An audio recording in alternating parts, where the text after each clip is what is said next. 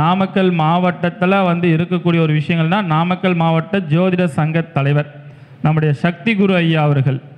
ஐயா பார்த்தீங்கன்னா நிறைய ஜோதிட கருத்தரங்கள் தொடர்ந்து விடாமுயற்சியில் நிறைய விஷயத்தை நடத்தி கொண்டு வருகின்றார்.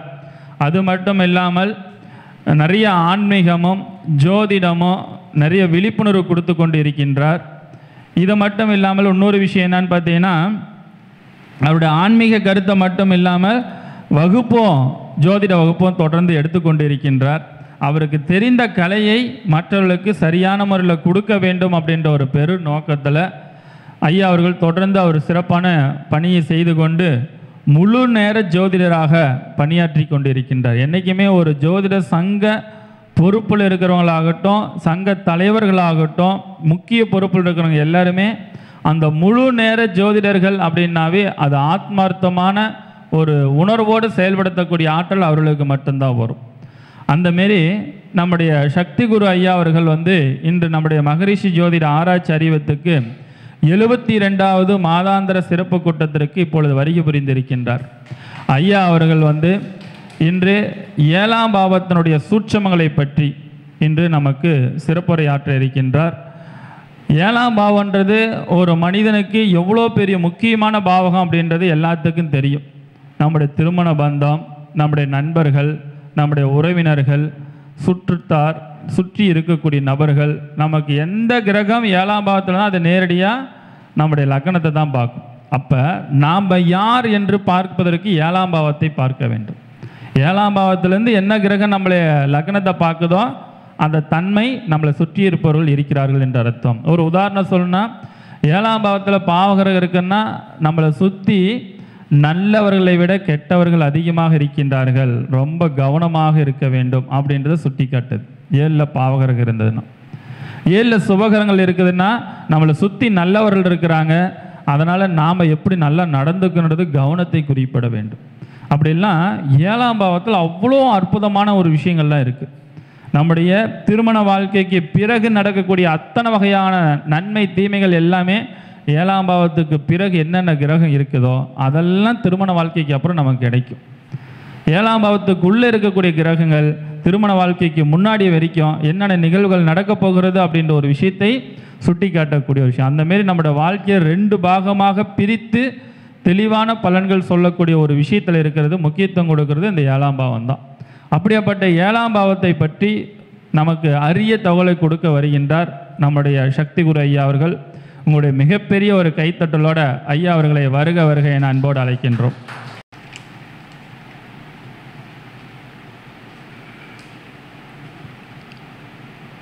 ஓம் குருவே சரணம், சத்குரு சிவமே சரணம், ஓம் நம சிவாய சரணம். மகரிஷி ஜோதிட ஆராய்ச்சி அறிவகத்தின் இந்த மாதாந்திர கூட்டத்திற்கு அழைப்பு கொடுத்த மகரிஷி ஜோதிட ஆராய்ச்சி அறிவக நிறுவனர் டாக்டர் முகுந்தன் முரளி ஐயா அவர்களுக்கும், சபையில் வீட்டிற்கும் ஆசிரியர் ஐயா தொட்டியம் பெரியசாமி ஐயா அவர்களுக்கும், மேட்டுப்பாளையம் ரவிச்சந்திரன் அவர்களுக்கும், அவையில் வீட்டிற்கும் ஜோதிட சான்றோர்களுக்கும் என்னுடைய முதற்கண் வணக்கத்தை தெரிவித்துக் கொள்கின்றேன்.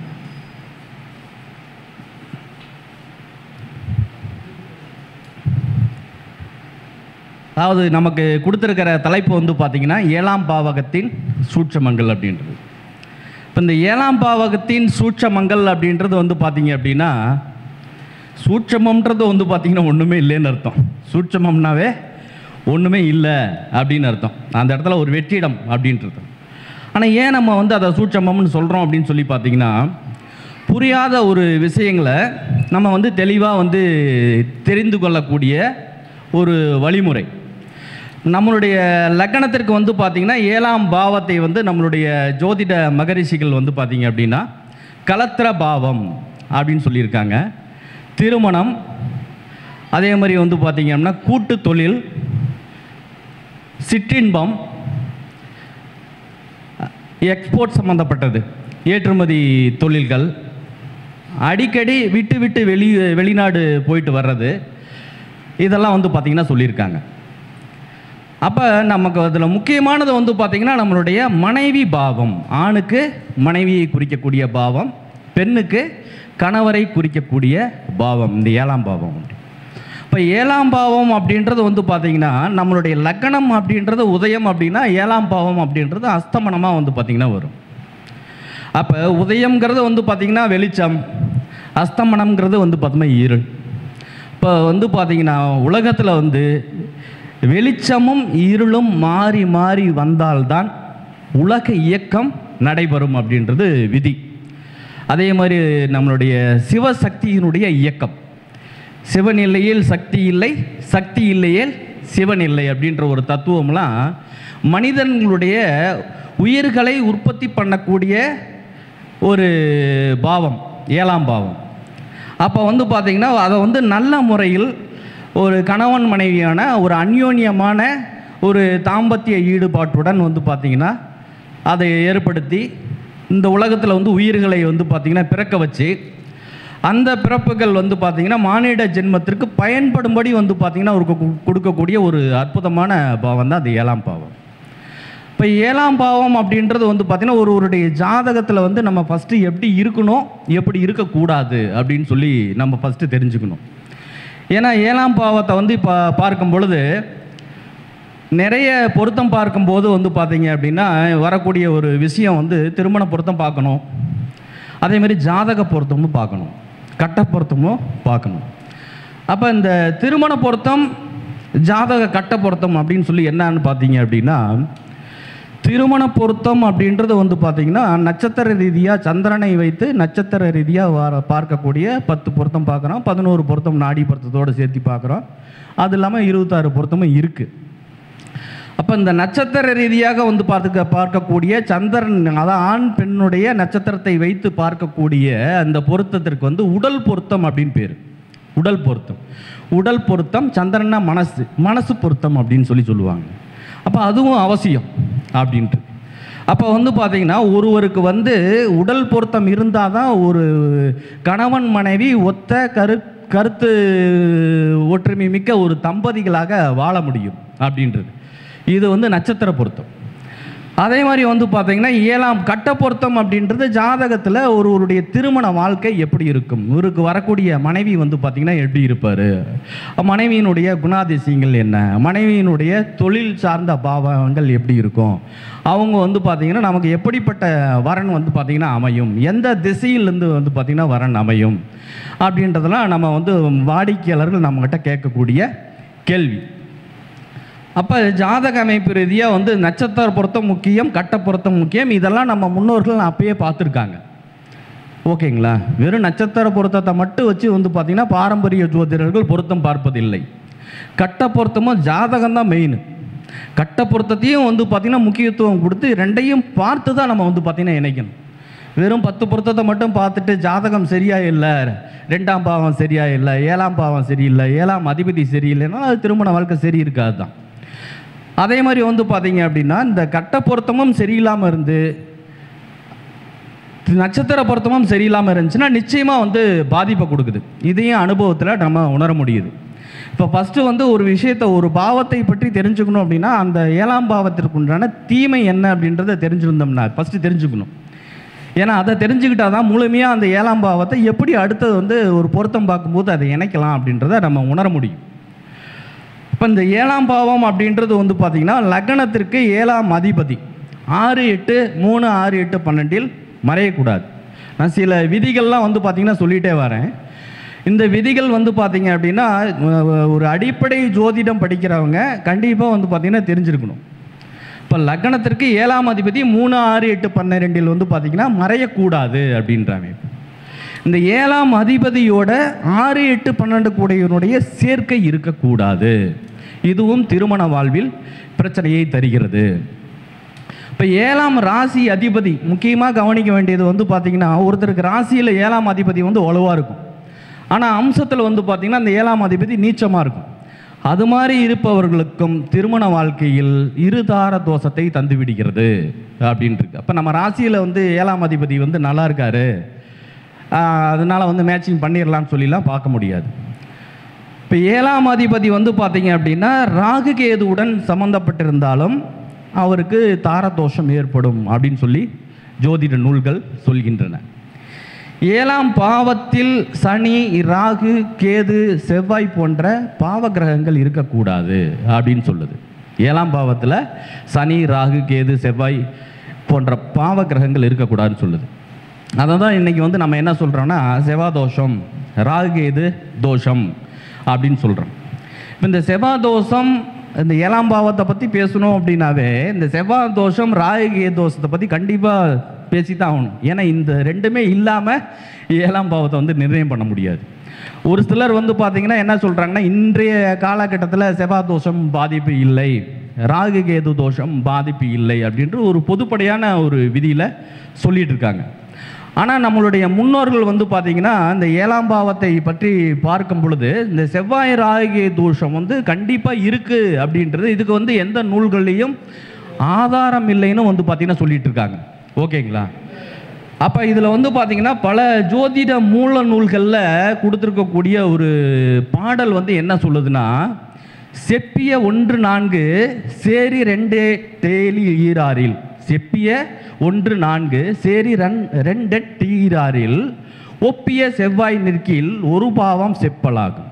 அதாவது வந்து பார்த்தீங்கன்னா செவ்வாய் வந்து லக்னத்துக்கு வந்து 1லேயோ 2லேயோ 4லேயோ 7லேயோ 8லேயோ 12லேயோ இருந்துச்சுன்னா அதுக்கு ஒரு பாவம் செப்பலாகும்னு சொல்லி சொல்கிறாங்க. தப்பிய சசிக்கு மிகுந்த இத்தானத்திற்கு சேய்க்கு 3/4 பாவம்ங்கிறான்.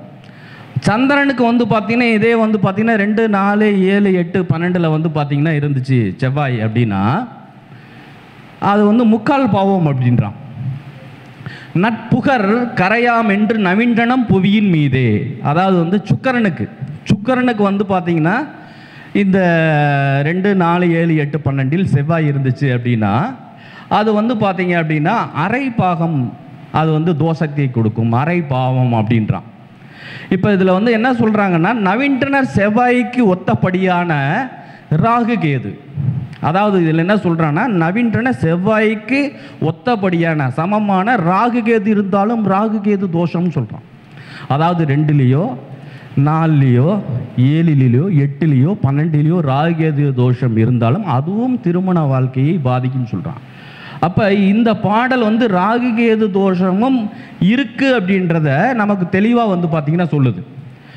புவியினில் ரவிகாரி குளிகன் இவருக்கு பாவம் காலாம். இதே 2, 4, 7, 8, 12 சூரியன் சனி குளிகன் இருந்துச்சு அப்படின்னா அதுக்கு வந்து 1/4 பாவமாமா. இதை தான் நம்ம கேரளாவில் என்ன சொல்கிறாங்களா தோச சாமியம் அப்படின்னு சொல்லி பார்க்குறாங்க. இப்போ நம்ம ஒரு ஜாதகத்துக்கு வந்து திருமண ரீதியாக அந்த 7ஆம் பாவ ரீதியாக டச் பண்ணும்போது நம்ம இந்த செவ்வாய் ராகு தோஷத்தை டச் பண்ணாமல் போகிறதில்ல. அப்போ எதுக்கு பார்க்க சொல்கிறாங்க, லக்னத்திற்கு பார்க்க சொல்கிறாங்க, முழு பாவங்கிறான். சந்திரனுக்கு வச்சு பார்த்தோமா அரை பாவங்கிறான். சந்திரனுக்கு வந்து 3/4 பாவங்கிறான். சுக்கிரனுக்கு அரை பாவம் அப்படின்றாங்க. அந்த ராகு கேதுக்கும் வந்து பார்த்தீங்கன்னா முழு பாவமாமா. 2, 4, 7, 8, 12 ராகு கேது இருந்துச்சுன்னா இப்போ என்ன கேட்குறாங்க, இன்னும் இருக்கிற ஜோதிடர்கள் மூல நூலில் எந்த நூலில் ராகு கேது தோஷம் 2, 8 இருந்துச்சுன்னா தோஷம் அப்படின்னு சொல்லி கேட்குறாங்க. இந்த பாடல், இந்த அற்புதமான பாடல் வந்து பார்த்தீங்கன்னா சுந்தரானந்தர் ஜோதிட காவியம் அப்படின்ற ஒரு நூலில் தெளிவாக கொடுத்துருக்காங்க. ஓகேங்களா?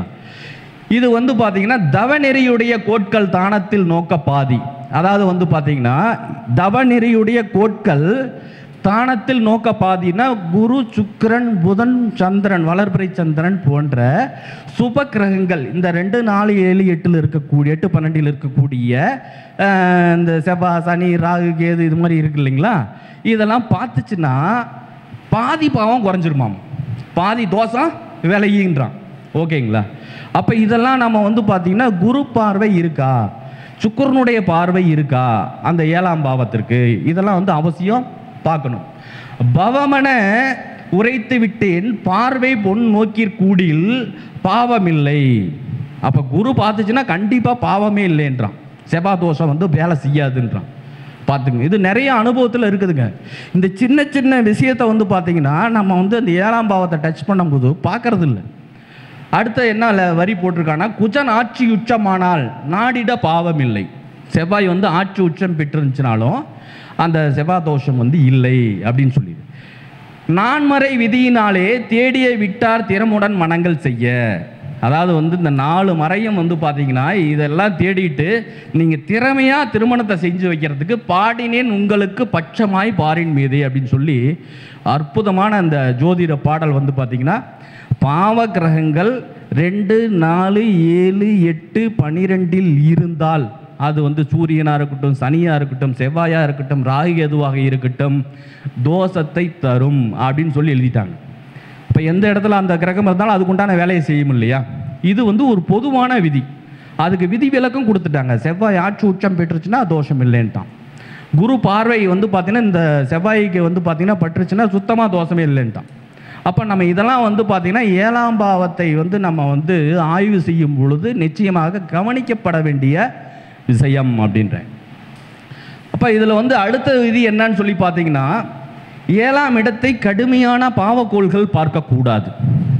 7ஆம் இடத்தை சனி செவ்வாய் போன்ற பாவக்கோள்கள் பார்க்கக்கூடாது. 7ஆம் அதிபதியையும் வந்து பார்த்தீங்கன்னா பாவக்கோள்கள் பார்க்கக்கூடாது. 7ஆம் அதிபதி சனி செவ்வாய் ராகு கேதுவோட பாவக்கோள்கள் பார்த்தாலும் அவருக்கு திருமண தோஷத்தை தரும். இதில் முக்கியமாக கவனிக்க வேண்டிய ஒரு விஷயம் என்னன்னா, 7ஆம் பாவம் அப்படின்னாவே வந்து பார்த்தீங்கன்னா கலத்திரக்காரகன். அந்த காரகன் 7ஆம் பாவத்திற்கு உண்டான காரகர் சுக்கிரன் ஒருவருடைய ஜாதகத்தில் என்ன நிலையில் இருக்காரு அப்படின்றத டச் பண்ணாமல் 7ஆம் பாவத்துக்கு வந்து பார்த்தீங்கன்னா நம்ம பலனே சொல்லக்கூடாது. ஓகேங்களா? சுக்கிரன் நல்ல நிலையில் இருக்காரா? ஒருத்தருக்கு பார்த்தீங்கன்னா 7ஆம் பாவம் வந்து கெட்டு போயிருக்கும், சுக்கிரன் நல்ல நிலையில் இருப்பார், சிறப்பான வாழ்க்கை தான் வாழ்ந்துட்டு இருக்காங்க. ஓகேங்களா? அப்போ வந்து 7ஆம் பாவாதிபதியும் ஒருவருக்கு நன்றாக இருந்து சுக்கிரனும் நல்லா இருந்துச்சு, கேந்திர திரிகோண தன லாபஸ்தானத்தில் ஆட்சி உச்சம் பெற்று நல்ல நிலையில் இருந்துச்சுன்னா கண்டிப்பாக அந்த திருமண வாழ்க்கை சிறப்பாக இருக்கும் அப்படின்ற அமைப்பு இருக்கு. 7ஆம் பாவத்திற்குண்டான காரக கிரகமான சுக்கிரனும் ராகு கேதுவுடன் சம்பந்தப்பட்டு சனி ராகு கேதுவால் பார்க்கப்பட்டால், செவ்வாயால் பார்க்கப்பட்டுச்சு அப்படின்னா கண்டிப்பாக அவருக்கும் அந்த திருமண வாழ்க்கை பாதிப்பை தருகிறது. இதை நீங்கள் அனுபவத்தில் செக் பண்ணி பார்க்கலாம். அப்போ ஒரு ஜாதகத்தை எடுக்கும்போது 7ஆம் பாவத்தை பார்க்கும்போது சுக்கிரன் வந்து பாதிக்கப்பட்டிருக்கான்னு பார்க்கணும். நிறைய ஜாதகத்தில் சுக்கிரனை வந்து பார்த்தீங்கன்னா சனி செவ்வாய் பார்க்குது நான் பார்த்த வகையில். அது மாதிரி இருக்கக்கூடிய ஜாதகத்திற்கு வந்து பார்த்தீங்கன்னா திருமணமே ஆகாமல் இருக்குங்க. ஓகேங்களா? ஆனால் வந்து 7ஆம் பாவம் நல்லா இருக்கும், குடும்பஸ்தானம் நல்லா இருக்கும், எல்லாமே நல்லா இருக்கிற மாதிரி இருக்கும். ஆனால் வந்து பார்த்தீங்கன்னா அந்த திருமண வாழ்க்கை வந்து பாதிப்பை தருகிறது. மேரேஜ் வந்து ஒன்றும் அமைய மாட்டேங்குது, அப்படியே அமைஞ்சாலும் அது வந்து பார்த்தீங்கன்னா விவாகரத்தில் போய் முடிகிறது. இந்த 7ஆம் அதிபதி கலத்திரக்காரகன், 7ஆம் அதிபதியும் கலத்திரக்காரகன் சுக்கிரனும் இணைந்து 6, 8, 12 மறைந்தாலும் தாரதோஷத்தை தருகிறது. இப்போ 7ஆம் அதிபதியும் சுக்கிரனும் ஒரு ஜாதகத்தில் 6, 8, 12 இருந்துச்சுனாலும் அவருக்கும் இந்த தாரதோஷம் உண்டு அப்படின்னு சொல்லி எடுத்துக்கலாம். 7ஆம் அதிபதியும் 2ஆம் அதிபதியும் சுக்கிரனும் மூவரும் சேர்ந்து லக்னத்திற்கு 6, 8, 12 அமர்ந்தாலும் 7ஆம் அதிபதி ஈஸியான ரூல் தான். நீங்கள் ஒன்றும் ரொம்ப கஷ்டம்லாம் பட வேண்டாம். 2 பாயிண்ட். ஒருத்தருக்கு வந்து பார்த்தீங்கன்னா திருமணத்தை ஃபிக்ஸ் பண்ணணும் அப்படின்னா 7ஆம் பாவத்திற்கு துணையான பாவம் குடும்பஸ்தானம் 2ஆம் பாவம், 2ஆம் பாவம் 7ஆம் பாவம் சுக்கிரன், இது 3 நல்ல நிலையில் இருக்கா அப்படின்றத வச்சு எடுத்துடலாம், மேரேஜ் லைஃப்பை ஃபிக்ஸ் பண்ணிடலாம். ஓகேங்களா?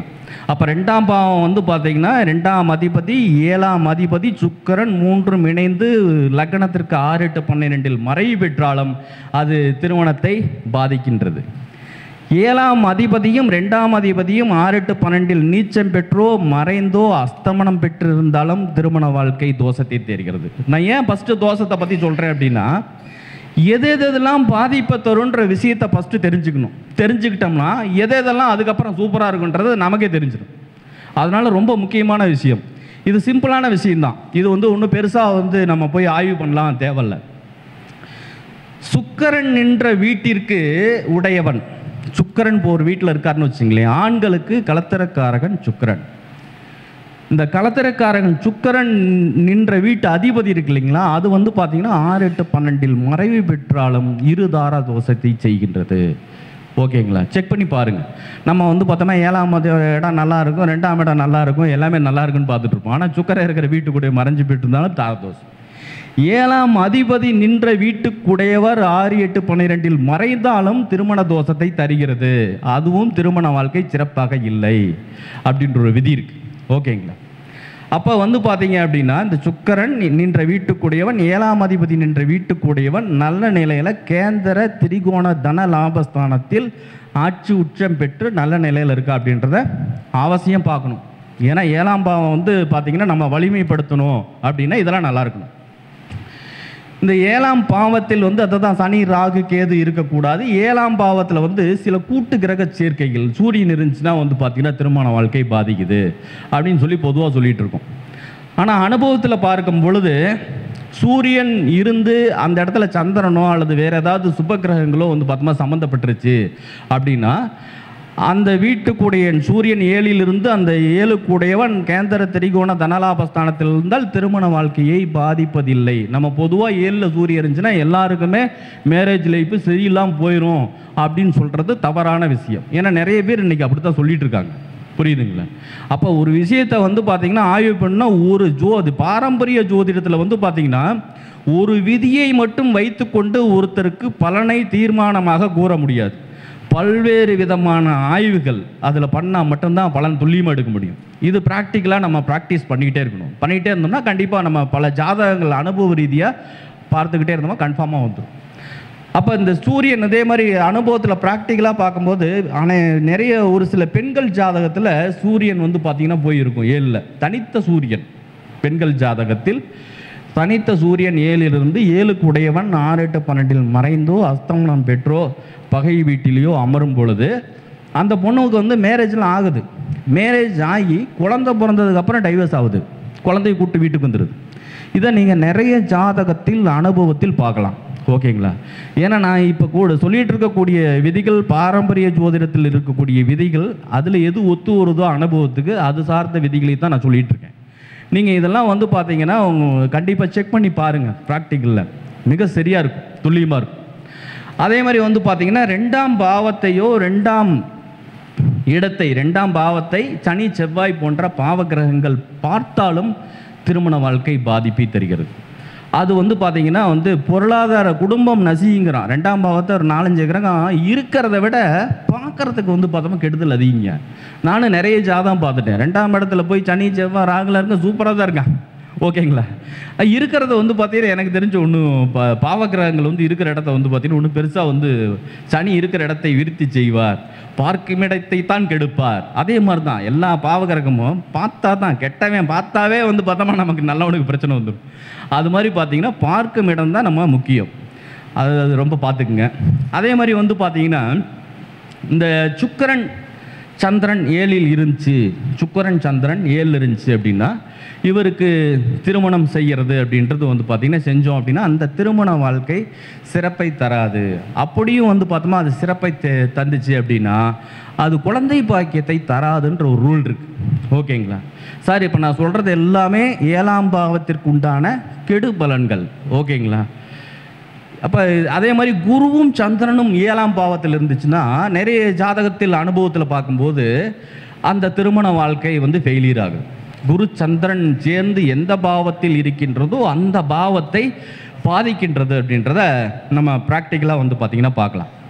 அதே மாதிரி 7ஆம் பாவத்தில் சனி ராகு சேர்க்கை, செவ்வாய் ராகு சேர்க்கை, சூரியன் ராகு சேர்க்கை, செவ்வாய் சுக்கிரன் வந்து பார்த்திங்கன்னா சேர்க்கை, சூரியன் சுக்கிரன் சேர்க்கை, சந்திரன் சனி சேர்க்கை, இதையெல்லாம் பாரம்பரிய ஜோதிடத்தில் அவயோகங்களாக சொல்லப்பட்டிருக்கின்றது. ஓகேங்களா? சூரியன் செவ்வாய் சேர்ந்துச்சுன்னா இடிகதி இங்கு சேர்ந்திட்டாலும் ஜாதகத்தில் வாலிபத்தில் ஜாதகியவால் அமங்கலியாவாள். சூரியனும் செவ்வாயும் சேர்ந்திருந்தால் அந்த பலன், சந்திரன் சனி சேர்ந்திருந்தால் பொல்லாத கலத்திரம் அப்படின்றான். சூரியனும் ராகுவும் 7ஆம் பாவத்தில் சேர்ந்துருந்துச்சு அப்படின்னா அவன் சம்பாதிக்கிற சொத்தெல்லாம் வேற ஒரு பொண்ணுகிட்ட கொடுத்துட்டு இழந்து நிர்கதியாய் நிற்பான் அப்படின்னு சொல்லியிருக்கு. ஓகேங்களா? செவ்வாயும் சனியும் 7ஆம் பாவத்தில் சேர்ந்திருந்தால் பொல்லாத கலத்திரம் அப்படின்றது. இப்போ பாரம்பரிய ஜோதிடத்தில் பல்வேறு கலக்கான விதிகளை நம்ம முன்னோர்கள் கொடுத்துருக்காங்க. இப்போ நம்ம அந்த விதியெல்லாம் படிச்சுட்டு எடுத்தவொன்னே என்ன பண்ணுவோம், நம்ம ஜாதகத்தில் தான் அப்ளை பண்ணுவோம். அது மாதிரி இருந்தால் தானே உங்களுக்கு பேசுவோம். நம்ம வர்றவங்க ஜாதகத்தில் அப்ளை பண்ணி பார்க்கணும். வர்றவங்க ஜாதகத்தில் அப்ளை பண்ணி பார்த்தா மட்டும்தான் வந்து பலன் கிடைக்கும். நம்ம ஜாதகத்தில் வந்து பத்மா பார்த்துட்டு நமக்கு அது மாதிரி கிரக அமைப்பு இல்லையே அப்படின்னு நினைக்கக்கூடாது. வர்றவங்க ஜாதகத்தில் செக் பண்ணி பாருங்கள், 100% வந்து பார்த்திங்கன்னா கரெக்டாக இருக்கும். அதே மாதிரி வந்து பார்த்திங்க அப்படின்னா இந்த செவ்வாயும் சனியும் 7ஆம் பாவத்தில் இருந்து சூரியனும் சுக்கிரனும் 7ஆம் பாவத்தில் இருந்து 7ஆம் அதிபதி செவ்வாயும் சனியும் 7ஆம் பாவத்தில் இருந்து சூரியனும் சுக்கிரனும் 7ஆம் பாவத்தில் இருந்து அந்த 7ஆம் அதிபதி அந்த வீட்டுக்குடையவன் 7ஆம் அதிபதி மோட்சஸ்தானம் என்னும் 12இல் வந்து பார்த்தீங்கன்னா இருந்துச்சுன்னா எத்தனை திருமணம் செய்தாலும் அத்தனையும் இறந்து விடுன்றான். எப்படி பாருங்க. அப்போ நம்ம வந்து செவ்வாய் சனி வந்து பார்த்தீங்கன்னா 7ல் இருந்துச்சுன்னா மட்டும் மேரேஜ் லைஃப் சரியில்லை அப்படின்லாம் சொல்லிடக்கூடாது.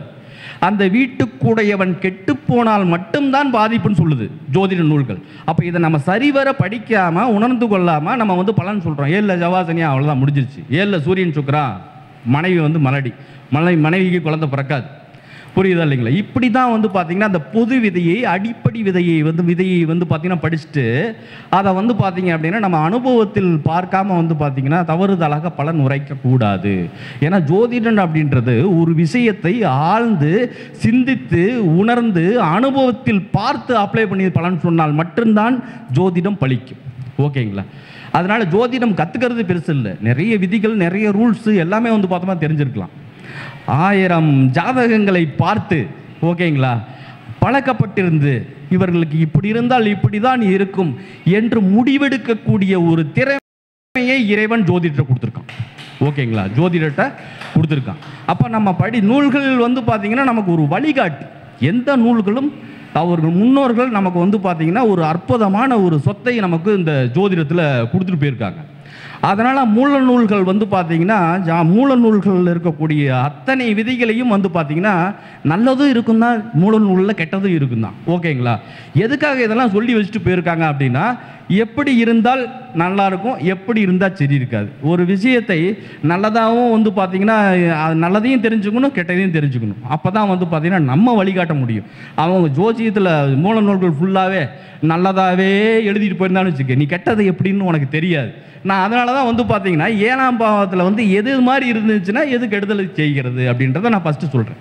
இப்போ நேராக 7ஆம் அதிபதி அஸ்தமனமாக இருக்கக்கூடிய ஜாதகங்கள் வந்து பார்த்திங்கன்னா பாதிப்பை தருகிறது. 7ஆம் அதிபதி அஸ்தம சூரியனுடன் இணைந்து அஸ்தமனம் பெற்றிருந்துச்சுனாலும் பாதிப்பை தருகிறது. 7ஆம் அதிபதியும் ஒரு ஜாதகத்தில் வந்து பார்த்திங்கன்னா பார்த்தேன், 7ஆம் அதிபதியும் சுக்கிரனும் 7ஆம் அதிபதியும் சுக்கிரனும் செவ்வாயும் ஒரு பெண் ஜாதகத்தில் ஓகேங்களா சூரியனுடன் இணைந்து அஸ்தமம் பெற்றிருக்கு எல்லாமே. அந்த பொண்ணுக்கு மேரேஜ் லைஃப் சரியா இல்லை. இப்போ நம்ம இதெல்லாம் பார்த்தவொடனே பலன் வந்து பார்த்திங்கன்னா நம்ம எடுக்கலாம். அப்போ இவங்களுக்கு என்ன பண்ணுறதுக்கும் ரூல் இருக்குது. இப்போ இவங்கெல்லாம் கல்யாணமே பண்ண முடியாதா, இப்படியே போயிருமா அப்படின்னு சொல்லி வந்து பார்த்திங்கன்னா இல்லை. இந்த திருமண வாழ்க்கை அப்படின்றது வந்து பார்த்திங்கன்னா மிகப்பெரிய ஒரு கடல். அது இந்த 7ஆம் பாவன்றதை வந்து பார்த்திங்கன்னா இந்த மேட்சிங் பார்க்க வரும்போது அவங்களுக்கு நம்ம பொருத்தம் சரியாக பண்ணி கொடுக்கணும் இல்லையா, அது இருக்குதில்ல. மிக மிக மிக பலன் சொல்கிறது வாய்க்கு வந்து அதை அடிச்சு விட்டு போயிடுவாங்க. ஆனால் 7ஆம் பாவத்தை டச் பண்ணி அவர்களுக்கு துல்லியமாக ஒரு நல்ல ஜாதகத்தை எடுத்து மேட்ச் பண்ணுறது தான் இருக்குது ஒரு ஜோதிடனுடைய கடமை. அது நம்ம பொதுவாக வந்து பார்த்திங்கன்னா நிறைய ஜாதகத்தில் நான்லாம் வந்து பார்த்திங்கன்னா பார்த்துருக்கேன். 7ஆம் பாவம் வந்து பார்த்திங்கன்னா கெட்டு போயிருக்கும், 2ஆம் இடம் நீச்சமாக இருக்கும், 7ஆம் இடம் நீச்சமாக இருக்கும், சுக்கரை மறைஞ்சிருக்கும். ஓகேங்களா? என்னடா எல்லாமே கெட்டு போயிருக்கு, மேரேஜ் லைஃப் நல்லா இருக்கே அப்படின்னு சொல்லி பார்ப்பேன். ஒரு சில ஜாதகத்தில் பார்த்தீங்கன்னா எல்லாமே நல்லா இருக்கும், 2ஆம் இடம் நல்லா இருக்கும், 7ஆம் இடம் நல்லா இருக்கும், சுக்கரை நல்லா இருக்கும், எப்படிங்க எல்லாமே நல்லா இருக்கும். ஆனால் இவங்களுடைய திருமண வாழ்க்கை டைவர்ஸில் போய் முடியுது. அப்போ ஜோதிடம் என்பது ஒரு புரியாத புதிர் அப்படின்றத ஃபஸ்ட்டு உணரணும். ஜோதிடம் என்பது ஒரு புரியாத புதிர். அந்த புதிரை விடுவிக்கக்கூடிய தன்மையை ஜோதிடத்தை இறைவன் கொடுத்துருக்கான். ஓகேங்களா? அப்போ வந்து பார்த்தீங்கன்னா இந்த 7ஆம் அதிபதி பாம்புடன் கூடி 6-8-12 இருந்தால் வேறு ஜாதிகள் திருமணம் செய்வான் அப்படின்றான். 7ஆம் அதிபதி நவாம்சத்தில் ராகுவுடன் கூடி இருந்துச்சு, அம்சத்தில் வந்து 7ஆம் அதிபதி ராகுவோடு கூடி இருந்தால் வெளிநாட்டில் இருக்கக்கூடிய அயல் தேச பெண்ணை மணப்பான் அப்படின்னு சொல்லுது. அப்போ இந்த 7ஆம் அதிபதி 6-8-12 சூரியனுடன் கூடி இருந்துச்சுன்னா, 7ஆம் அதிபதி சூரியனோட கூடி 6-8-12 இருந்துச்சுன்னா வாலிபத்தில் மனைவி இறப்பாள் அப்படின்னு சொல்லுது. வாலிபத்தில் மனைவி இறப்பாள் அப்படின்னு சொல்லி ஜோதிட நூல்கள் சொல்லுது. அப்போ ஏன் வந்து இது நம்ம இதை வந்து ஆராய்ச்சி பண்ணி பார்க்கணும். 7ஆம் அதிபதி சூரியனோட கூடி 6-8 பண்ணுறது ஏன்னு பார்த்தா சூரியனோட அந்த 7ஆம் அதிபதி அஸ்தமனம் அடைஞ்சிருக்கும். ஓகேங்களா? அதனால் வந்து வாலிபத்தில் இறப்பாள்ன்ற ரூல் வந்து நம்ம தெரிஞ்சிருக்கக்கூடிய ஒரு ரூல்.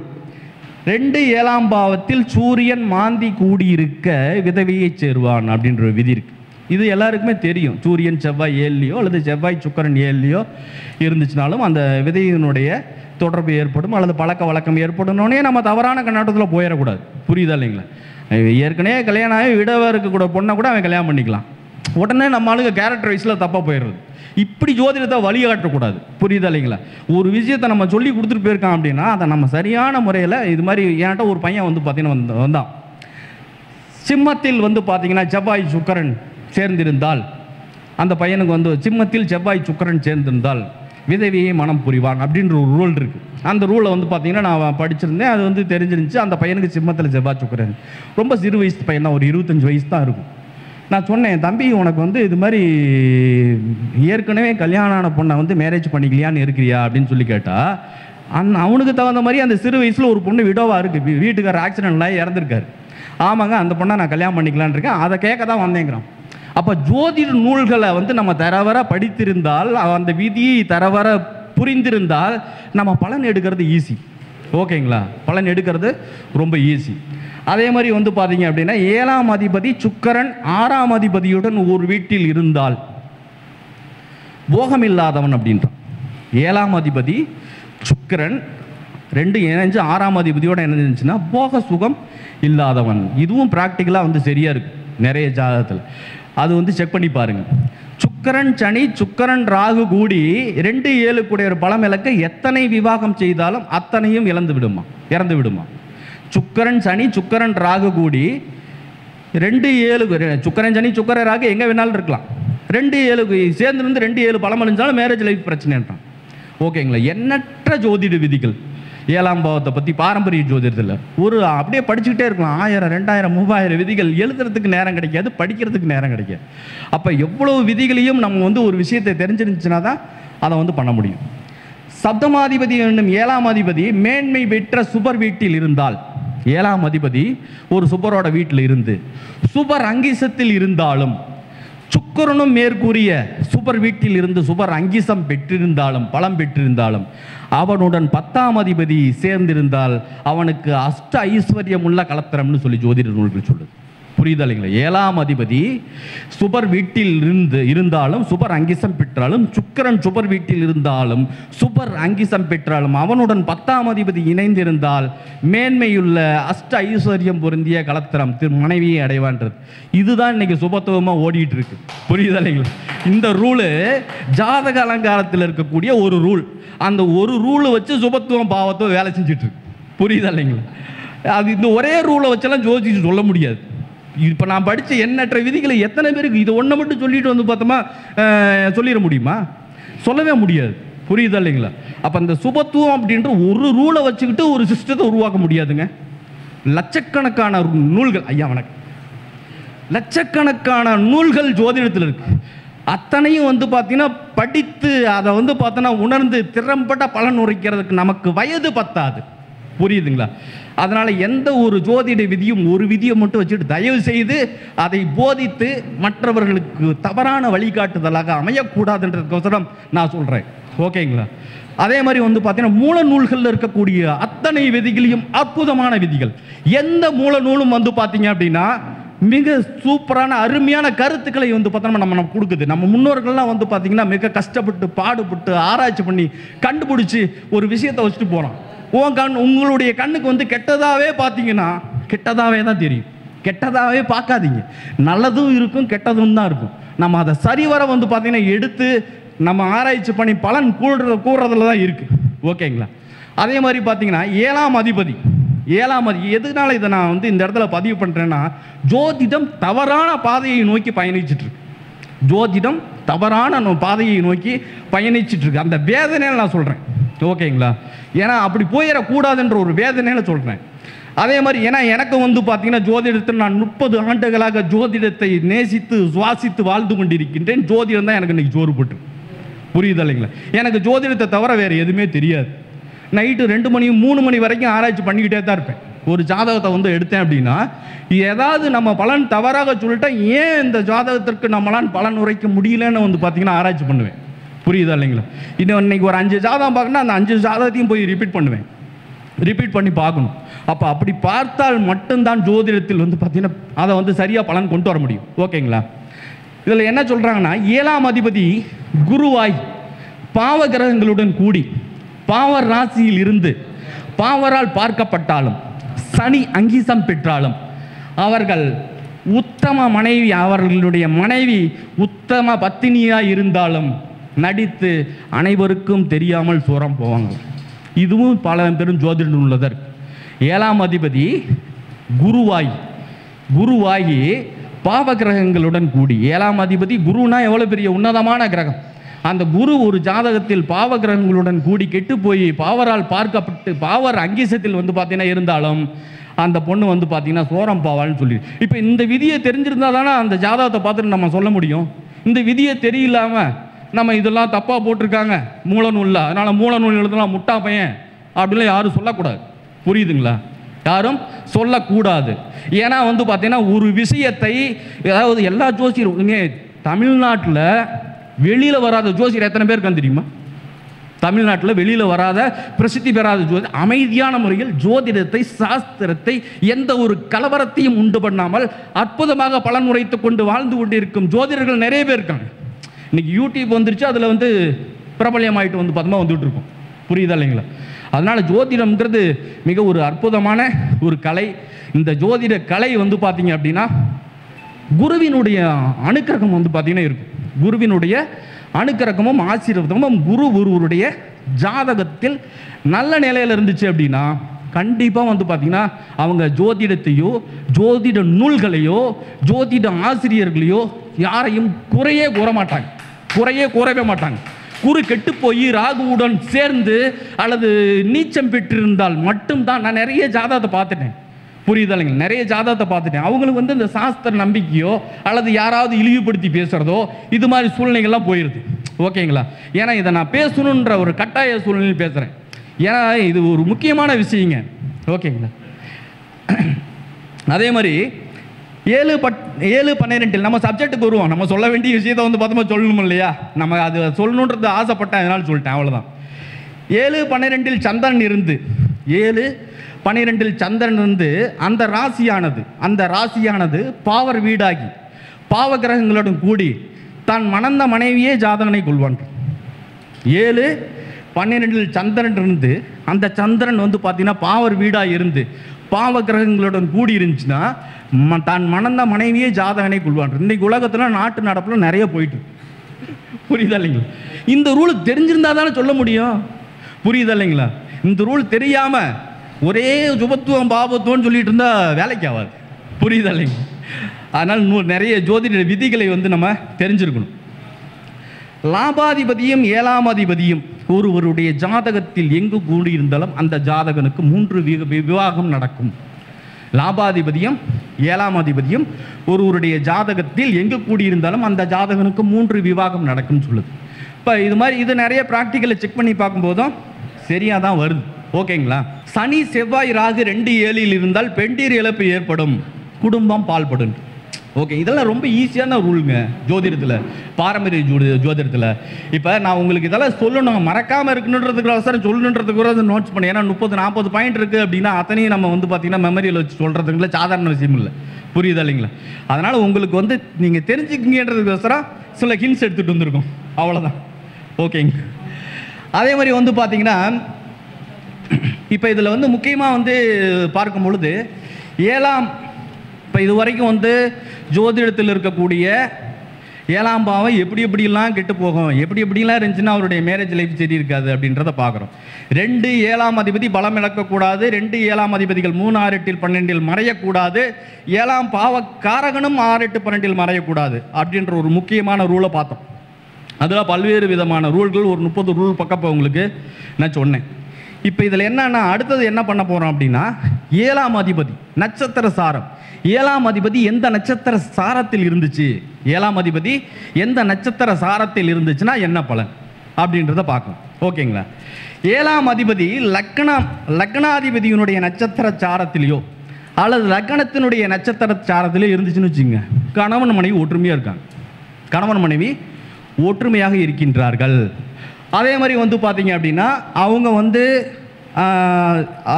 எந்த பிரச்சனையாக இருந்தாலும் வந்து பார்த்தோம்னா ஃபேஸ் பண்ணுவாங்க. அதில் யாராவது ஒருவர் உத்தியோகம் பார்க்கக்கூடிய ஒரு நிலை வந்து பார்த்தீங்கன்னா ஏற்படுது. வெகு தூரத்தில் வந்து பார்த்தீங்கன்னா கணவன் மனைவி அமையாது, பக்கத்துலேயே அமைஞ்சிடும். 7ஆம் அதிபதி லக்னாதிபதியினுடைய சாரத்தில் இருந்துச்சுன்னா பக்கத்துலேயே அமைஞ்சிடும். ஏற்கனவே பழக்கமானவங்க இது மாதிரி அமையுது. நிறைய காதல் திருமணங்கள் ஜாதகம் நான் பார்த்துருக்கேன். 7ஆம் அதிபதி லக்னாதிபதியினுடைய சாரத்திலையோ அல்லது லக்னத்தில் இருக்கக்கூடிய நட்சத்திர சாரத்திலையோ இருந்துச்சுன்னா அப்போ இங்கே சாரம் பேசுகின்றது, நட்சத்திர சாரம் பேசுகின்றது. ஓகேங்களா? இவங்களுக்கு இந்த 12 சொல்கிறேன். 7ஆம் அதிபதி 2ஆம் அதிபதி சாரம் ஏறிச்சு அப்படின்னா மேரேஜ் பண்ணதுக்கப்புறம் வருமானம், முன்னேற்றம், செல்வாக்கு இதெல்லாம் வந்து பார்த்தீங்கன்னா ஏற்படுது. 7ஆம் அதிபதி 2ஆம் அதிபதி சாரத்தில் இருந்தால். அதேமாதிரி 7ஆம் அதிபதி 2ஆம் அதிபதியினுடைய சாரத்தில் இருக்கிறவங்க அவங்க மனைவியினுடைய பேரில் ஒரு சொத்து சேர்க்கை, பொருளாதார ரீதியான முன்னேற்றங்களை நிச்சயமாக வந்து பார்த்தீங்கன்னா கொடுக்குது. குடும்ப பொறுப்பு அனைத்தையும் அந்த ஜாதகனின் மனைவியே பார்க்குறாங்க. குடும்ப பொறுப்பு அனைத்தையும் 7ஆம் அதிபதி 2ஆம் அதிபதி சாரத்தில் இருந்துச்சு அப்படின்னு. இது வந்து பார்த்தீங்கன்னா ரொம்ப எளிமைதாங்க. நீங்கள் ரொம்பலாம் ஜோதிடத்தெல்லாம் ஆராய்ச்சிலாம் பண்ண தேவையில்லை. புரியுதா இல்லைங்களா? ஜோதிடத்தை ரொம்பலாம் ஆராய்ச்சி, சும்மா பேசிக்காக பாருங்கள், அப்போ தான் பலன் சொல்ல முடியும். ரொம்ப டீப்பாக உள்ளே போனீங்கன்னா பலன் எடுக்க முடியாது. 7ஆம் அதிபதி 3ஆம் அதிபதி சாரத்தில் ஏறினால் திருமணம் வில்லங்கம், திருமணத்தில் வில்லங்கம் அப்படின்றான். நிறைய பேருக்கு மேரேஜ் ஆக மாட்டேங்குது, நிறைய பேருக்கு மேரேஜ் ஆக மாட்டேங்குது. 7ஆம் அதிபதி 3ஆம் அதிபதி சாரத்தில் இருந்தார்.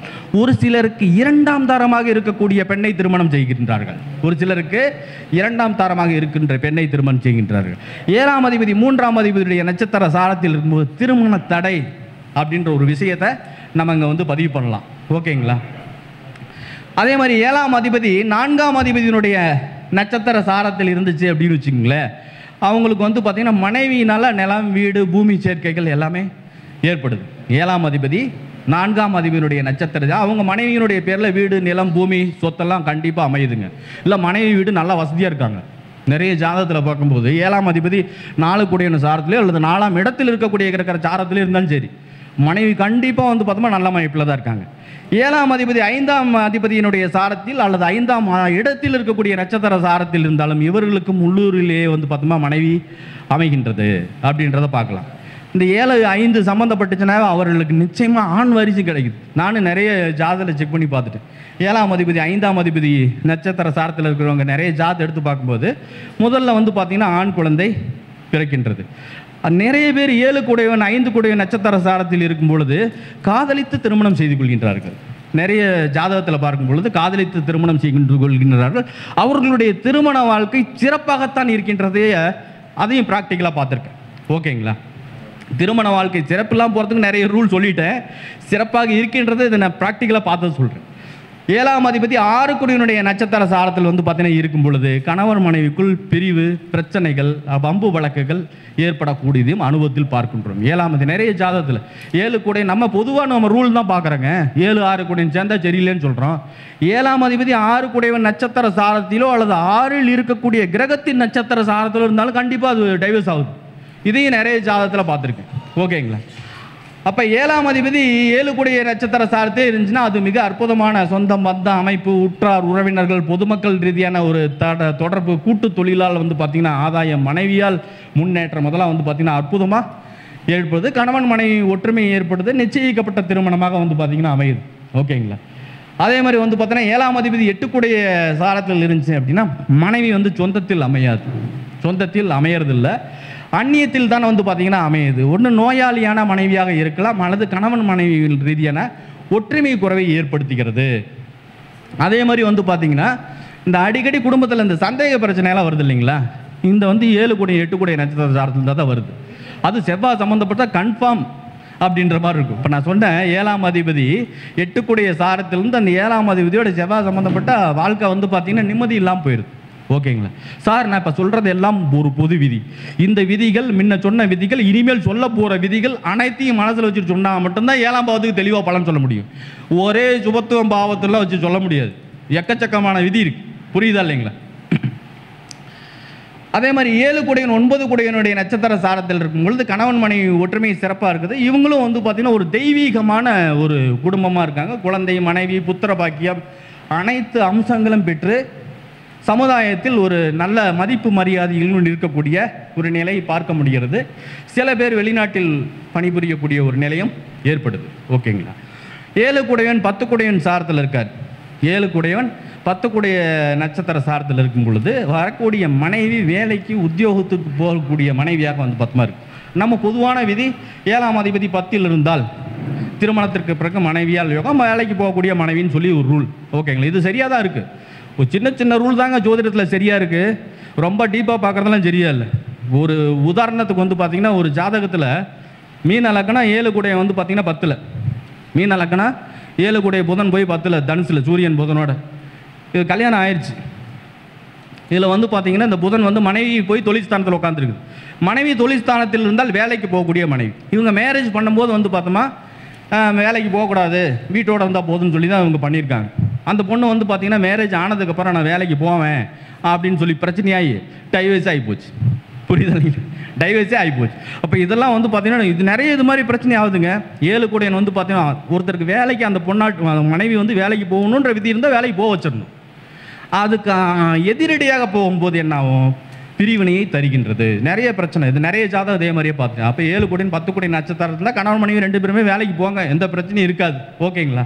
உத்தியோக சிறப்பு உண்டு, செல்வாக்கு உண்டு, கௌரவம் உண்டு, அந்தஸ்து உண்டு, உயர்ந்த உத்தியோகத்தில் இருப்பார்கள் அப்படின்ற விதியெல்லாம் ப்ராக்டிக்கலாக பார்க்கும்போது சரியாக தான் இருக்குது. இப்போ 7 குடையன் 11 குடைய நட்சத்திர சாரத்தில் இருக்கும் பொழுது அவர்களுக்கும் ஒரு நல்ல வாழ்க்கை அமைகிறது. பெரும்பாலும் வந்து பார்த்திங்கன்னா நிச்சயிக்கப்பட்ட திருமணமாக அமையுது. ஒரு சிலருக்கு காதல் திருமணமாக அமையுது. ஒரு சிலருக்கு ஒன்றுக்கு மேற்பட்ட திருமணங்களும் அமையுது. ஏன்னா 11ஆம் இடம் வந்துருச்சியா, 7 11 வந்துச்சுனாவே ஒரு சிலருக்கு ஒன்றுக்கு மேற்பட்ட திருமணங்களும் அமையுது மொத்தத்தில். ஆனால் சந்தோஷமாக இருப்பான். ஏன்னா 11ஆம் இடம் எதை பற்றியும் கவலைப்பட மாட்டான். 11ஆம் இடம் லாபஸ்தானம் இல்லையா? 7 குடையன் லாபாதிபதி நட்சத்திர சாரத்தில் இருந்தால் எதை கிடைச்சாலும் சந்தோஷம்தான் அப்படின்ற மாதிரி இருக்கும். அப்போ அது வந்து பார்த்திங்கன்னா சிறப்பாக இருக்குது. 7 குடையன் 12 குடைய நட்சத்திர சாரத்தில் இருந்துச்சு அப்படின்னா நிறைய வந்து பார்த்தீங்க அப்படின்னா சொந்த இடத்த விட்டு வேறு இடத்துல போய் வசிக்கக்கூடிய ஒரு அமைப்பை கொடுக்குது. ஆனால் இது வந்து பார்த்தீங்க அப்படின்னா நிறைய பிரிவினையை தருகின்றது. நிறைய பிரிவினையை தருகின்றது. 7 குடையன் 12 குடைய நட்சத்திர சாரத்தில் இருந்தால் வீட்டுக்கார் வந்து எங்கேயா வெளிநாடு போயிடணும், இல்லை வீட்டுக்கார் லாரிக்கு போயிட்டு 2-3 வருஷத்துக்கு அப்புறம் தான் வராரு அப்படின்னு சொல்லி இருந்துக்கணும். அதாவது தொழில் நிமித்தமாக அவர் பிரிந்திருந்தார்களா சிறப்பாக இருக்காங்க. 7 குடையன் 12 குடைய நட்சத்திர சாரத்தில் இருந்துச்சுன்னா ஒன்றாவே இருந்துகிட்டு இருந்தாங்கன்னு வச்சுங்களேன் வீட்டில், அது வந்து சண்டை சச்சரவுகளோடையோ அல்லது வந்து பிரிவினையை நிரந்தர பிரிவினையோ கூட ஏற்படுத்தி கொடுக்குதுன்றத அனுபவத்தில் பார்க்க முடியுது. 7 குடையவன் 12 குடைய நட்சத்திர சாரத்தில் இருப்பவர்களுக்கு பெரும்பாலானவர்களுக்கு திருமணமே ஆகிறது இல்லைங்கிறதையும் நான் ஆராய்ச்சி பண்ணி வச்சுருக்கேன். நிறைய பேருக்கு ஆக மாட்டேங்குது. 7 குடைய வந்து பார்த்தா 12 குடைய சாரத்தில் இருந்தால். அப்போ இந்த 7ஆம் அதிபதி எந்த நட்சத்திர சாரத்தில் இருந்தால் என்ன பலன் அப்படின்றத நம்ம ஒரு விஷயத்தை பார்த்து ஜாதகத்தை ஆய்வு செய்து பார்த்துருந்தா மட்டும்தாங்க அந்த நட்சத்திர சாரம் வேலை செய்யுதா இல்லையான்னு தெரியும். புரியுதா இல்லைங்களா? அப்போ நட்சத்திர சாரத்தின் கிரகங்கள் வந்து பார்த்திங்கன்னா எப்பயுமே தான் இருக்கக்கூடிய வீட்டுக்குண்டான பலனை செய்யும். அதுக்கப்புறம் வந்து பார்த்தீங்கன்னா அது எந்த நட்சத்திர சாரத்தில் இருக்கின்றோ அந்த நட்சத்திர சாரத்திற்குண்டான பலனை செய்யும். அது எந்த பாவாதிபதி என்பது இது ஜோதிடத்தினுடைய அடிப்படை மறுக்க முடியாத உண்மை. கடவுளே வந்து நட்சத்திர சாரத்தில் வந்து பார்த்தீங்கன்னா பலன் இல்லைன்னு சொன்னாலும் நான் ஒத்துக்க மாட்டேன். கடவுளேனா அப்போ மற்றெல்லாம் பார்த்துங்க. புரியுதா இல்லைங்களா? அதனால வந்து இது இயற்கையினுடைய படைப்புங்க. இயற்கையின் அவர் தான் படைச்சார், கடவுள் தான் உருவாக்குனார் இந்த விதியை. இப்போ நம்ம வந்து எந்த ஒரு விஷயத்தையும் அதை நம்மளால் முடியல, அது இப்போ பலன் வரலன்றதுக்கோசரம் விட்டுட்டுலாம் போக முடியாது. ஆய்வு செய்து பாருங்கள், உங்களுக்கு வராமல் இருக்கும். ஏன்னா ஒரு சிலருக்கு நாடி மட்டும்தான் வந்து பார்த்தோமா ஒத்து வரும். அது மாதிரி நான் யாரையும் குறை சொல்ல வரல. எந்த ஜோதிட நூல்களையும் எந்த ஜோதிட விதியும் குறையும் சொல்லாமல் இருங்கள் அப்படின்றத நான் சொல்கிறேன். ஓகேங்களா? இது வந்து பார்த்தீங்கன்னா ஒரு ஜோதிடருக்கு உண்டான ஒழுக்கம் பண்பாடு அப்படின்றத ஃபஸ்ட்டு தெரிஞ்சுக்கணும். ஓகேங்க. இப்போ அடுத்தது வந்து சில உதாரண ஜாதகத்துக்கு போவோம். ஓகேங்களா? இன்னொரு பாட்டு ஒன்று வந்து பார்த்தீங்கன்னா இருக்குது. ரொம்ப அற்புதமான ஐயா பேசலாமல்ல? சரி, ரொம்ப அற்புதமான ஒரு பாட்டுங்க. அதில் வந்து என்ன சொல்கிறாங்கன்னா நம்ம முன்னோர்கள் வந்து பார்த்திங்கன்னா பாடல்களாக வந்து பார்த்தோமா நமக்குலாம் வந்து பார்த்தோமா அந்த காலகட்டத்தில் எழுதி வச்சுட்டு போயிட்டாங்க. ஏன்னா ஜோதிடம் அப்படின்றது ஒரு மறைப்பொருளான ஒரு கலைங்க. அவ்வளோ சீக்கிரம் வந்து பார்த்தோமா ஜோசியத்தெல்லாம் எளிமையெல்லாம் கற்றுக்க முடியாது. நிறைய வந்து ஆய்வு பண்ணிக்கிட்டே இருக்கணும். ஏலினுக்குடையோன் ஆட்சியாக இருந்திட, ஏலினுக்குடையோன் ஆட்சியாக இருந்திட அரவம் சேர்ந்திருந்தால் பால்பட ஒளியும் செல்வம் பகரலாம் மனைவியாளே. 7ஆம் அதிபதியோட ராகு சேர்ந்துருந்துச்சு அப்படின்னா எல்லா செல்வம் பால்பட செல்வம் ஒளியும் மனைவினாலே செல்வம் போயிருன்றான். இப்போ இந்த ரூலை வந்து பார்த்தோம்னா நம்ம தெரிஞ்சிருக்கும். தாழ்விலா தனவான் ஆவான், தாழ்விலா தனவான் ஆவான், சாற்றினான் 37. ஆனால் 37 வயசில் வந்து பார்த்தோமா மிகப்பெரிய கோடீஸ்வரன் ஆயிடுவான், தனவான் ஆயிடுவான் அப்படின்ற ஒரு ரூலும் கொடுத்துருக்காங்க. ஊழ் விதிப்படியே தாரம் உணர்த்தியதை உரைத்தார் மேலும். நான் இதை வந்து பார்த்தீங்கன்னா எனக்கு என்ன விதிப்பேன்னு சொன்னிச்சோ அதை நான் வந்து உணர்ந்து உங்களுக்கு வந்து பார்த்தோமா சொல்கிறேன் அப்படின்னு சொல்லியிருக்காரு. ரொம்ப அற்புதமான பாடல்கள். இது மாதிரி எளிமையான ஜோதிட விதிகளை உண்டாக்கி இருக்கக்கூடிய விதிகள் நமக்கு ஜோதிட சாஸ்திரம் நிறைய இருக்கு. ஓகேங்களா? சின்ன ஒரு பாட்டு தான். மீன லக்கணமே தோன்ற விளங்கிய குருவும் நாளில், மீன லக்கணமே தோன்ற விளங்கிய குருவும் நாளில் ஆனதோர் சனியும் அஞ்சி, ஆனதோர் சனியும் அஞ்சி லவர்க்கு பின் மாலாய் தோன்ற.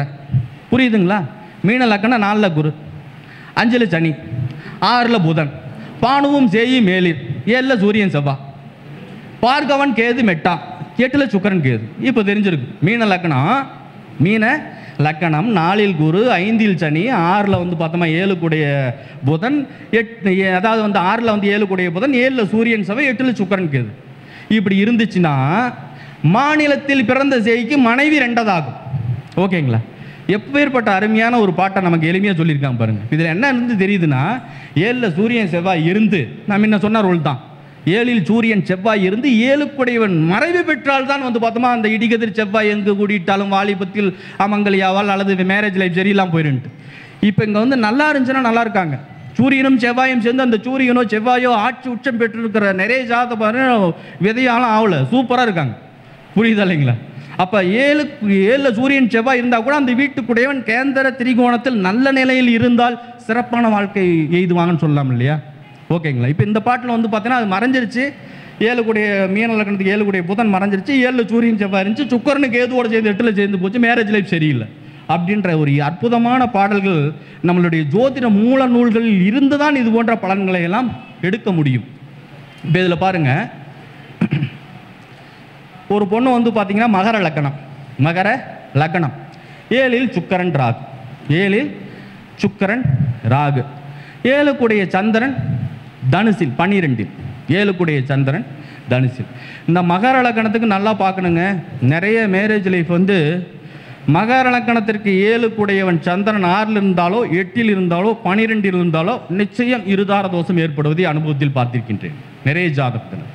இப்போ இந்த ஜாதகத்துக்கு பாருங்க, 7 கூடிய சந்திரன் 12ல் மறைந்தால் எத்தனை திருமணம் செய்தாலும் அத்தனை திருமணமும் விரயம் ஏற்படும் ஜோதிட நூல் சொல்லுது. எத்தனை திருமணம் செய்தாலும் அத்தனை திருமணமும் விரயம் ஏற்படுன்றது. நிறைய பேருக்கு நான் செக் பண்ணி பார்த்துட்டேன். 7 கூடிய 12ல் ஒரு சில ஜாதகத்தெல்லாம் வந்து பார்த்தீங்கன்னா அவர் இப்போ அதாவது அந்த காலகட்டத்தில் சொல்லிட்டு போயிருங்க எத்தனை திருமணம் செய்தாலும். இப்போல்லாம் 1 2 தான், ஃபஸ்ட்டு மனைவி இறந்துடும் அல்லது பிரிஞ்சிடும், அது 2ஆம் தானே கன்ஃபார்ம், அதில் எந்த மாற்றமும் இல்லை. அதே மாதிரி 7 கூடையவன் வந்து பார்த்தீங்க அப்படின்னா ராசியில் நல்ல நிலையிலிருந்து நவாம்சத்தில் நீச்சம் பெற்றிருப்பவர்களுக்கு 100% 2 தாரம், 100% 2 தாரம். இதுவும் செக் பண்ணி பார்த்துட்டேன். 7 கூடிய இப்போ மீன லக்கணம், மீன லக்கணத்துக்கு வந்து பார்த்தீங்கன்னா குரு வந்து லக்கணத்திலே இருக்குது, 6 கூடிய செவ்வாயோட சேர்ந்து. குரு வந்து பார்த்தீங்கன்னா திருவாதிரை 2ஆம் பாவத்தில் இருக்காரு, போய் அம்சத்தில் போய் நீச்சமாச்சு 2 தாரம். அதே மாதிரி கன்னி லக்கணம் 7 கூடிய குரு பாவி 10ல் இருக்கார், 10ல் இருக்காரு. அங்கேயும் வந்து பார்த்தோமா வந்து ஜாதக அமைப்பு ரீதியாக வந்து சூரியன் உத்தரம் 2ஆம் பாதத்தில் வந்து பார்த்தீங்கன்னா இருக்கார். அங்கேயும் வந்து பார்த்தோமா நீச்சமாயிடுறாரு, 2 தாரம். நீங்கள் செக் பண்ணி பாருங்கள். அதாவது வந்து 90% பாதிக்குதுங்க. 100ல் ஒரு 10% ராசியிலும் அம்சத்தில் நீச்சமாக போய் நல்லா இருக்கிறவங்க இருக்காங்க. அதுக்கும் காரணம் இருக்குது, அதுக்கும் காரணம் இருக்குது. அதையும் நான் சொல்கிறேன் நான். ஓகேங்களா?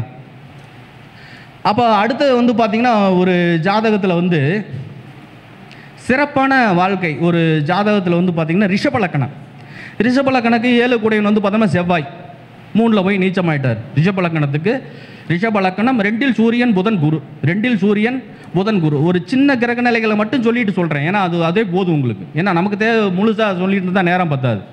ரிஷப லக்கணம் 2ல் சூரியன் புதன் குரு, 7ல் அதாவது 3ல் செவ்வாய் சுக்கிரன், செவ்வாய் நீச்சம் இந்த செவ்வாய் வந்து புதனுடைய ஆயில்ய நட்சத்திரத்தில் இருக்கார்.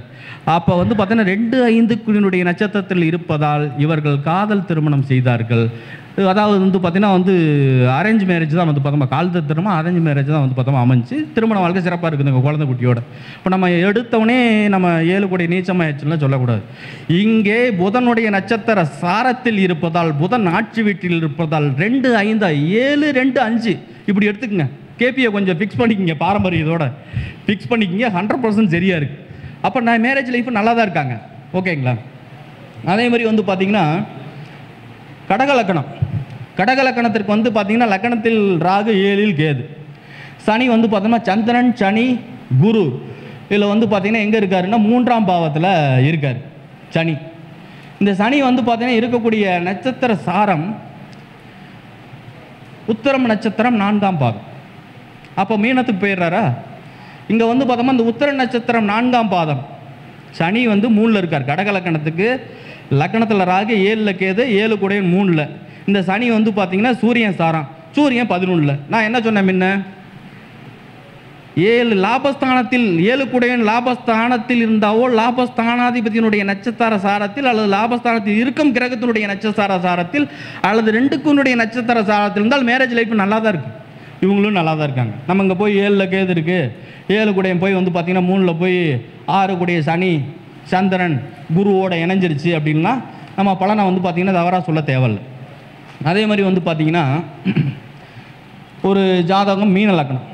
மீன லக்கணத்துக்கு லக்கணத்திலேயே குரு ஆட்சி ராகுவோட 7ல் கேது. நம்ம என்ன சொல்லுவோம், ராகு தோஷம் இருக்குது அப்படின்னு சொல்லுவோம். 7 கூடிய சூரியனும் புதனும் 12. இங்கே வந்து 6 7 கூடையன் சேர்ந்து 12ல் இருக்கார். நம்ம முன்ன என்ன பார்த்தோம், 7 கூடையன் வந்து பார்த்தீங்கன்னா சூரியனுடன் சேர்ந்து அஸ்தமனம் பெற்றால் 2 தரம்னு சொல்லி பார்த்தோம் இல்லையா? இங்கே தான் நம்ம ஆராய்ச்சி பண்ணுறோம். அப்போ மீன லக்கணத்துக்கு லக்கணத்தில் குரு ஆட்சி பெற்று ராகுவுடன் கூடி 7ல் கேது இருந்து 7 கூடையவன் வந்து பார்த்தீங்கன்னா 6 கூடையனுடன் 12ல் புதன் கும்பத்தில். இந்த கும்பத்தில் இருக்கக்கூடிய புதன் வந்து ஜாதக அமைப்பு ரீதியாக வந்து பார்க்கும் பொழுது குருவினுடைய நட்சத்திர சாரத்தில் இருக்கார், குருவோட பூரட்டாதியில். அப்போ குரு ஆட்சி பெற்றுச்சு இல்லையா? குரு 7 கூடையன் 12ல் போயிடுச்சு, பலதாரம் எத்தனை மனைவி ஆனாலும் விரையும் அப்படின்னு முன்ன ஒரு பாட்டு படித்தோம்.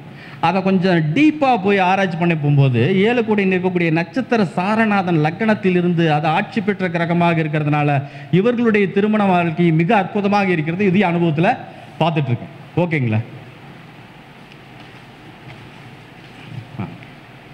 அதே மாதிரி வந்து பார்த்தீங்க அப்படின்னா ஒரு ஜாதகம் வந்து ரொம்ப ஆச்சரியமான ஒரு ஜாதகங்க. மீன லக்கணம். மீன லக்கணத்திற்கு வந்து பார்த்தீங்க அப்படின்னா 7 கூடையன் வந்து பார்த்தீங்கன்னா 8ல் புதன் சுக்கிரன் குரு ராகு 8ல், 7ல் சூரியன் சந்திரன். 7ல் மீன லக்கணம், 7ல் சூரியன் சந்திரன், புதன் சுக்கிரன் குரு ராகு எல்லாமே வந்து பார்த்தோமா 8ல் இருக்குது. அந்த பொண்ணு மீன லக்கணம் 2ல் கேது 8ல் அதே மாதிரியே குரு ராகு சுக்கிரன் புதன் சேர்ந்துருக்கு. அப்படியே சேம். அந்த ராசி மட்டும் அந்த பொண்ணுக்கு வந்து பார்த்தீங்கன்னா மிதுனமாக வருது, இந்த இவருக்கு வந்து கன்னியாக வருது. இவர்கள் ஒருத்தர் இதில் டாக்டர், ஒரு பொண்ணு இன்ஜினியர். இப்போ இங்கே வந்து 7 கூடையன் 8 கூடையோடு சேர்ந்து எல்லாமே மறைஞ்சு தான் போயிடுச்சு. இப்போ நம்ம எல்லாமே மறைஞ்சு போயிடுச்சு அப்படின்னு சொல்லிட்டு வந்து பார்த்தோமா இது ஒத்து வராதுன்னா சொல்லி விளக்கிடக்கூடாது. இந்த இடத்துல தான் ஜோதிடத்திற்கு ஆய்வு தேவை. அப்போ இதில் என்ன சொல்கிறான்னா சத்யாச்சாரியார் என்ன சொல்கிறாரு அப்படின்னா, லக்கணம் வலுவாக இருக்கின்றதா, ஒரு ஜாதகம் பலன் உரைக்கும் பொழுது லக்கணம் வலுவாக இருக்கின்றதா, ராசியாகிய மதி வலுவாகி இருக்கின்றதா, கதி வலுவாகி இருக்கின்றதா, இந்த லக்கணம் வலுவாக இருக்கா, சந்திரன் வலுவாக இருக்கா, சூரியன் வலுவாக இருக்கா, இந்த லக்கணத்திற்கு கிரகங்கள் எப்படி இருக்குது, விதிக்கு மதிக்கு கிரகங்கள் எப்படி இருக்குது, ஓகேங்களா, மதிக்கு கிரகங்கள் எப்படி இருக்குது, கதிக்கு கிரகங்கள் எப்படி இருக்குது. இப்போ இது 3 ஆப்ஷன் கொடுத்துருக்கான். லக்கணங்கிறது இறந்த காலம், லக்கணங்கிறது நம்ம வந்து வாங்கிட்டு வந்த வரோம், விதி பிரகாரம் நமக்கு நடக்கும் அப்படிங்கிறது லக்கணம். மதிங்கிறது நிகழ்காலம். இப்போ நம்ம எப்படி இருக்கோம், எப்படி இருக்க போகிறோம் அப்படின்றது சந்திரன் வச்சு பார்த்தீங்கன்னா தெரிஞ்சிடும். ஒருவருடைய ஜாதகத்தில் லக்கணத்திற்கு அனைத்து கிரகங்களும் மறைவு பெற்றிருந்தாலும் சந்திரனுக்கு நல்ல நிலையில் கேந்திர திரிகோணத்தில் இருந்தால் அவர்களுடைய திருமண வாழ்க்கை சிறப்பாக இருக்கின்றது அப்படின்றத நீங்கள் அனுபவத்தில் செக் பண்ணி பாருங்கள். துல்லியமாக இருக்கும். நீங்கள் இங்கே வந்து கதிக்கு போக வேண்டாம், நம்ம எதிர்காலத்துக்கு போக வேண்டாம், விதி மதியோடையே நிறுத்தி கொள்வோம். ஓகேங்களா? அப்போ இதிலிருந்து நம்ம எடுக்கக்கூடிய விஷயங்கள் என்ன சொல்கிறோம் அப்படின்னா, ஒருத்தருக்கு வந்து பார்த்தீங்க அப்படின்னா 7ஆம் பாவம் நல்ல நிலையில் இருந்தும் அவர்களுடைய திருமண வாழ்க்கை பாதிப்பதற்கு அதில் இருக்கக்கூடிய கிரகங்கள் தான், நட்சத்திர சாரங்கள் தான்.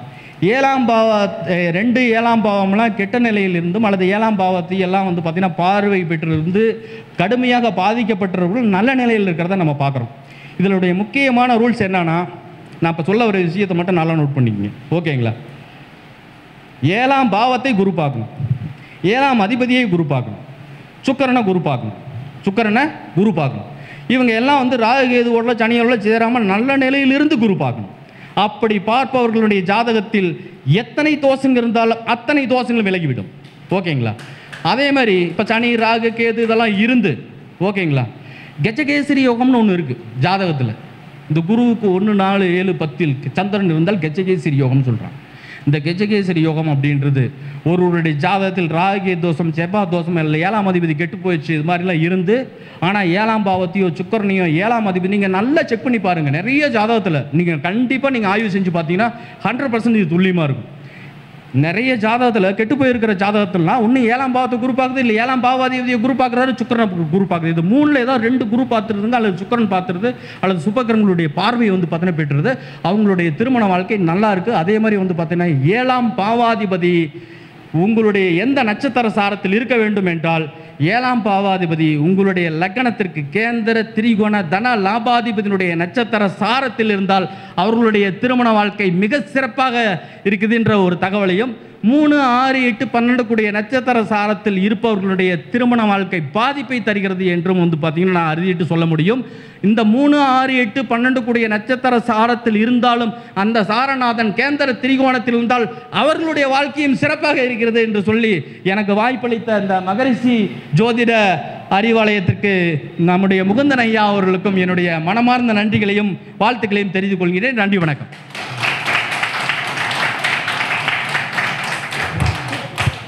மிக மிக அற்புதமான கருத்துகள்.